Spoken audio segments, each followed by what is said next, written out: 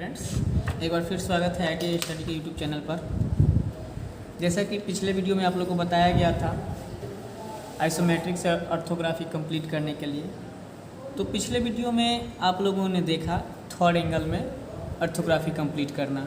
ठीक है, इसी ऑब्जेक्ट का फर्स्ट एंगल में ऑर्थोग्राफी हम कंप्लीट करेंगे। ये जो आपकी ऑब्जेक्ट बनी हुई थी आइसोमेट्रिक, ठीक है, जिसमें इसका राइट साइड में फ्रंट आपका था, लेफ्ट में साइड था और टॉप ऊपर था। तो इसका फर्स्ट एंगल में जो ऑर्थोग्राफी बनेगा वो कैसे बनेगा, इसको आज हम लोग देख लेते हैं। ठीक है, ऑब्जेक्ट आपके ठीक सामने है, दोबारा ऑब्जेक्ट बनाने की ज़रूरत नहीं है। उससे भी ना हो तो ये ऑब्जेक्ट आपके सामने इस प्रकार से रहेगी। ठीक है, ये रहा। अब हम लोग इसको फर्स्ट एंगल में कंप्लीट करेंगे।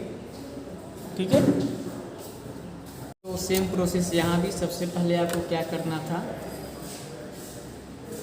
ये लाइनें लेनी थी आपको। ठीक है, जो कि एक दूसरे के ऊपर परपेंडिकुलर थी। यहाँ पे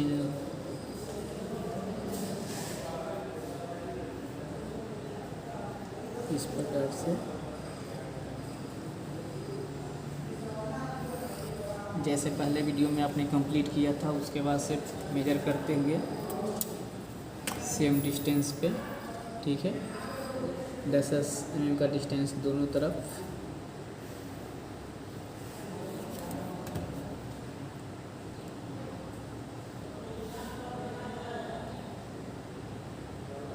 इधर भी 10, फिर इधर भी 10। ये सारी जो लाइनें होनी चाहिए आपकी थिन लाइन होनी चाहिए। इसके लिए आप 4H या 2H पेंसिल का यूज करें, ज़्यादा बेटर होगा आपके लिए।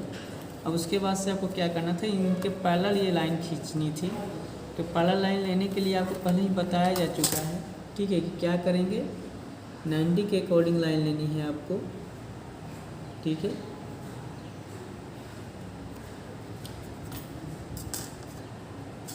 तो इस प्रकार से सेट स्क्वायर को फिक्स कर सकते हैं किसी एक साइड में। ठीक है, अब इसमें टच करके जैसे ही आप इस पॉइंट तक आगे तक बढ़िएगा, ये लाइन आपकी बिल्कुल सीधी चली जाएगी। फिर नीचे वाले पॉइंट के लिए उसी तरह से नीचे स्लाइड कर लीजिए इसको।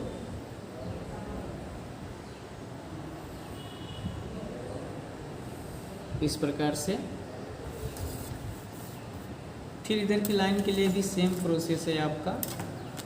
ठीक है, इसका भी हम मोड़ देते हैं। ऑब्जेक्ट फिर बाद में आपके सामने हो जाएगा। फिर उसी प्रकार से यहाँ पर भी आपको करना है। अगर आप पैरेलल लाइन खींचने का प्रयास किए होंगे तो आपको ज़्यादा परेशानी नहीं होनी चाहिए। ठीक है, ये फिक्स हो गया। अब इसी के अकॉर्डिंग इसको सेट स्क्वायर को आप ऊपर या नीचे स्लाइड करके जो आपका मेजरिंग पॉइंट था, माप लिए हुए थे, उस पर चले आना है आपको। ध्यान रहे जो दूसरा वाला सेट स्क्वायर है वो स्लाइड नहीं होना चाहिए, सिर्फ एक को ही स्लाइड करना है आपको। नहीं तो अगर दोनों सेट स्क्वायर स्लाइड होता है तो फिर आपकी ड्राइंग जो होगी गलत हो जाएगी।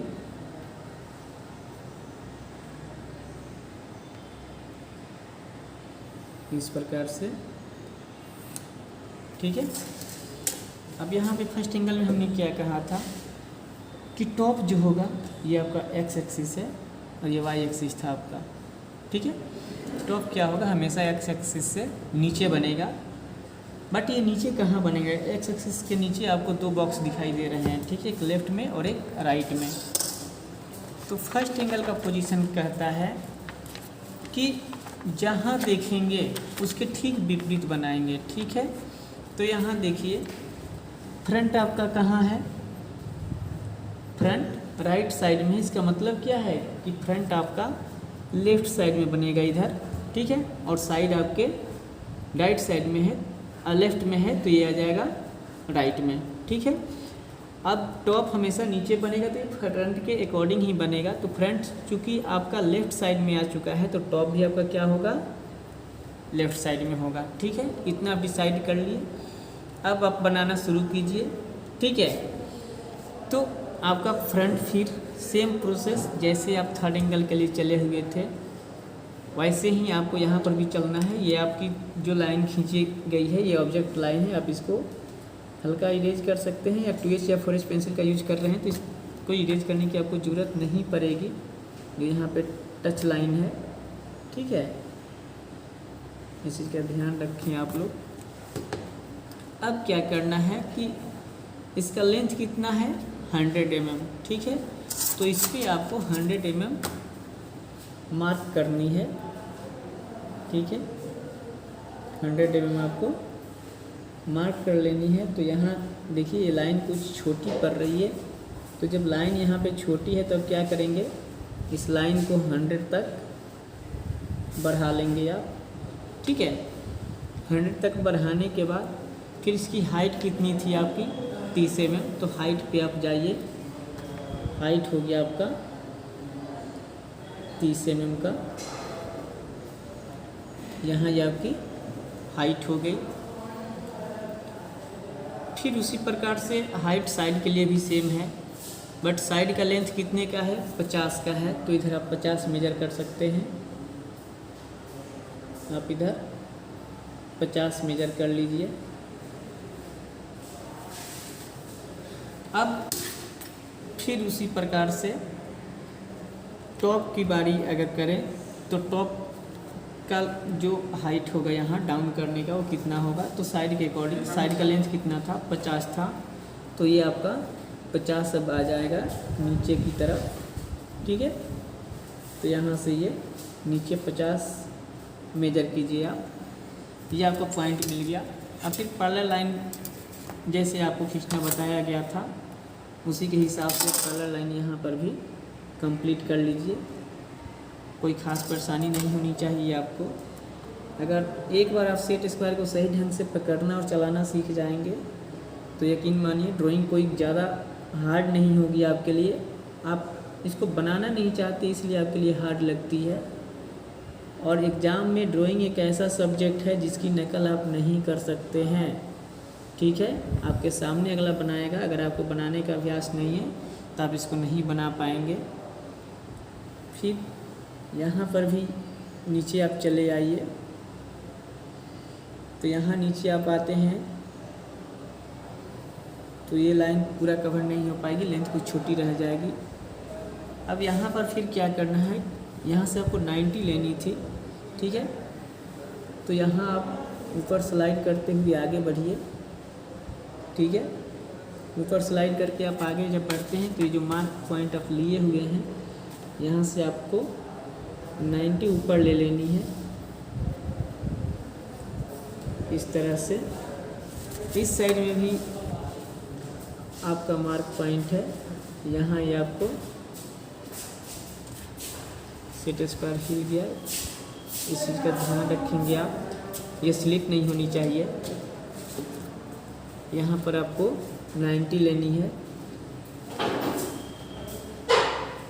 बिल्कुल स्ट्रेट, ठीक है। अब फिर इसी प्रकार से आपको क्या करना है कि ये जो लाइन आप ले चुके हैं तो फ्रंट और साइड आपका बन गया। अब बारी है टॉप की, तो टॉप की जो ये लाइन होती है बिल्कुल एक सीध में होती है फ्रंट के अकॉर्डिंग, तो इस चीज़ का ध्यान रखें आप, ठीक है।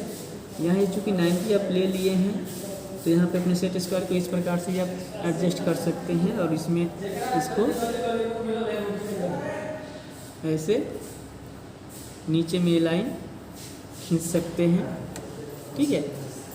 अब उसके बाद से आपकी बारी आएगी इस लाइन को बढ़ाने के लिए, क्योंकि ये लाइन भी आपकी छोटी पड़ रही है। तो ये जो लाइन आपकी छोटी पड़ रही थी इसको भी आप इसी के अकॉर्डिंग आगे बढ़ा सकते हैं यहाँ पे। फिर नीचे आप इसको स्लाइड करते हुए आइए, फिर यहाँ से इस लाइन को भी आप आगे बढ़ा लीजिए। ये आपका जो है टॉप बन के कंप्लीट हो जाएगा। और जो बाद बाकी जो भी ओवर लाइन है आप इसको इरेज कर दें, ठीक है। इरेजिंग करने के बाद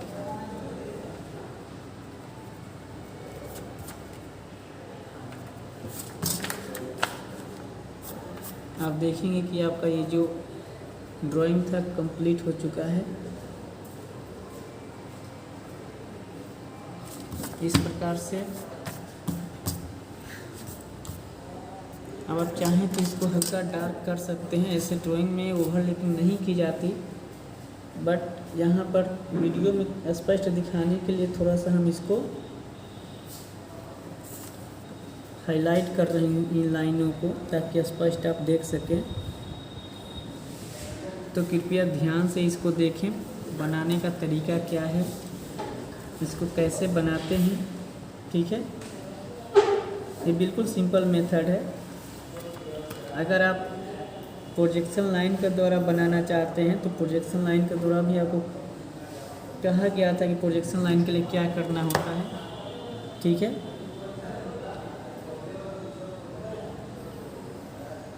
प्रोजेक्शन लाइन में हमेशा आपको 4H पेंसिल और HB पेंसिल को साथ में लेकर चलना पड़ेगा, क्योंकि प्रोजेक्शन लाइन जो होगी वो हमेशा H क्वालिटी के पेंसिलों से ही बनाई जाती है, और ऑब्जेक्ट लाइन आपकी HB पेंसिल का यूज करते हैं आप लोग। ठीक है, क्योंकि ऑब्जेक्ट लाइन ठीक होनी चाहिए। ठीक है, प्रोजेक्शन लाइन से, जो कि अगर आप HB पेंसिल का ही सिर्फ यूज करते हैं तो यह स्वाभाविक है कि हमेशा सारी लाइनें एक जैसी दिखेगी और लाइनों में आप डिफरेंट नहीं कर पाएंगे। अगर आप H क्वालिटी के पेंसिलों का यूज करते हैं तो आपको इन लाइनों को इरेज करने की ज़रूरत नहीं पड़ेगी। ठीक है, सिर्फ आपकी जो ऑब्जेक्ट लाइन है वो HB पेंसिल से खुद ब खुद हाईलाइट दिख जाएगी। अब रही डायमेंशन की बात, तो डायमेंशनिंग कर दीजिए। डायमेंशनिंग करने का तरीका भी बिल्कुल वही है। ठीक है, ये जो डायमेंशन लाइन जो होती है ये बिल्कुल थिन लाइन होनी चाहिए। ठीक है, जबकि HB पेंसिलों से ये बिल्कुल थिन हो नहीं पाती है, इसलिए कोशिश कीजिए कि इनका लीड जितना पतला से पतला हो उसका यूज करें आप। ठीक है, इस प्रकार से आप इसकी डायमेंशनिंग कर दीजिए। डायमेंशनिंग में एरो आपका काफ़ी महत्व रखता है कि आप एरो किस ढंग से बना रहे हैं। ठीक है, क्योंकि ये जो है ये भी बिल्कुल थिन होनी चाहिए, और ये जो लाइन है एरो के ठीक बीचों बीच में रहनी चाहिए। इन चीज़ों का भी ध्यान रखना पड़ता है। ठीक है, तो ये आपके हैबिट की चीज़ें हैं। जितना अधिक से अधिक आप बनाएंगे उतना ही आप में निखार आते जाएगा। अभी एग्ज़ाम पर्पज़ से चूँकि ये ड्राइंग आपको समझाई जा रही है, इसलिए आप सही से और कंटिन्यू करते हुए वीडियो को देखें, इसको स्किप करके ना देखें, अन्यथा ये आपके पकड़ से बाहर हो जाएगा। और यकीन मानिए जो भी बच्चे ड्राइंग में फेल कर रहे हैं, अगर आप इस हिसाब से अगर ड्राइंग कंप्लीट कर लेते हैं तो कभी भी आपके फेल होने की संभावना नहीं रहेगी। ठीक है, इस प्रकार से ये डायमेंशन लाइन भी जो होती है वो बिल्कुल थिन लाइन होनी चाहिए आपकी। ठीक है, जिसके लिए आप H क्वालिटी की पेंसिल, चाहे 2H हो 4H हो, इन टाइप के पेंसिलों का यूज करें, ज़्यादा बेटर होगा आपके लिए। अब यहाँ देखिए, चूँकि ये टॉप का लेंथ कितना है 100 का है, साइड का लेंथ कितना है 50 का है, और हाइट कितनी है तो 30 की है।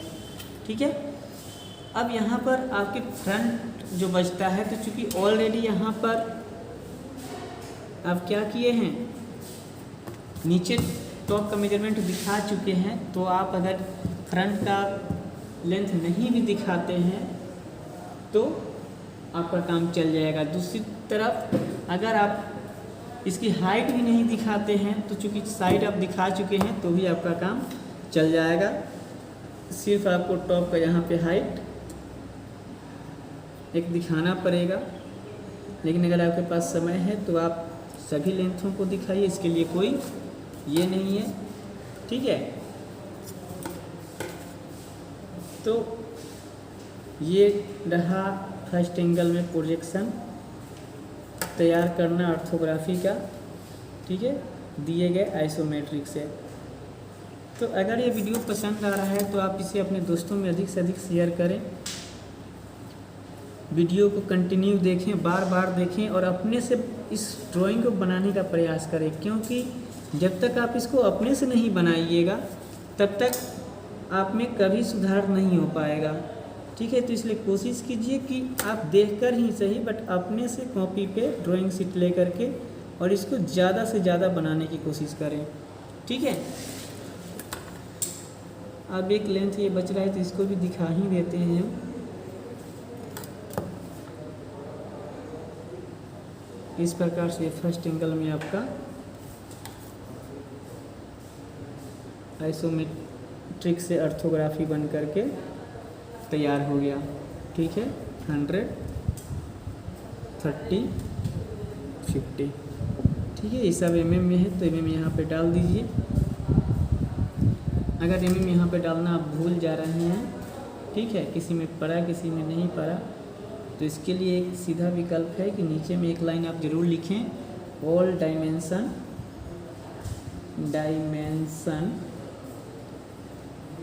आर इन mm, ठीक है, अर्थात सभी डायमेंशन जो है वो mm में लिया गया है। इस प्रकार से ड्राइंग में आप अच्छा से अच्छा नंबर ला सकते हैं और इससे भी अच्छा नंबर आपको लाना है तो आपको ऑर्थोग्राफिक प्रोजेक्शन लाइन के द्वारा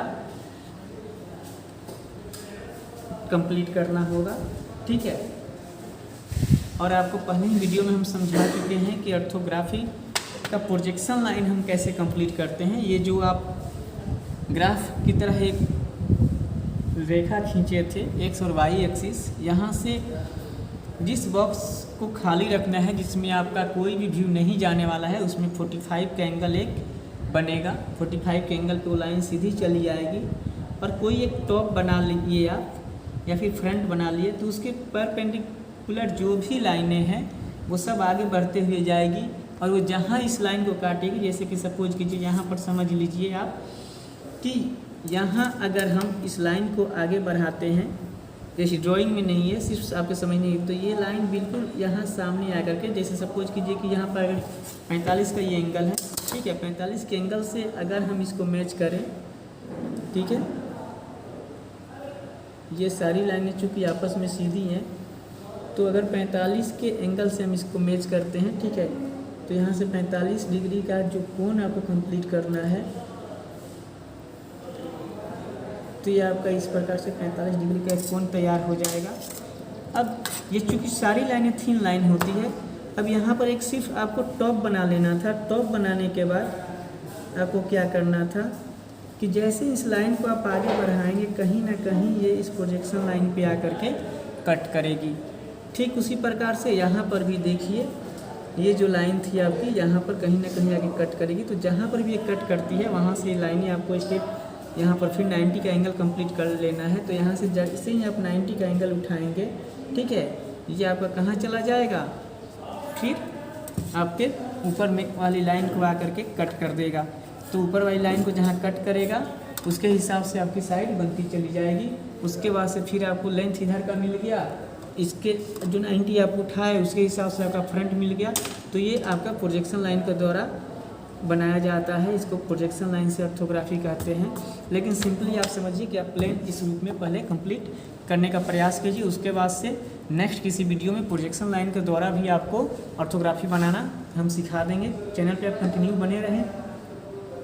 अब हम देखेंगे कि अच्छा से अच्छा नंबर हम एग्ज़ाम में कैसे लाएं। इसके लिए नेक्स्ट वीडियो में को आप वॉच कीजिए, बहुत जल्द वो वीडियो भी आपके लिए पब्लिश किया जाएगा, ठीक है। तो अगले वीडियो में हम लोग देखेंगे टाइटल ब्लॉक बनाना।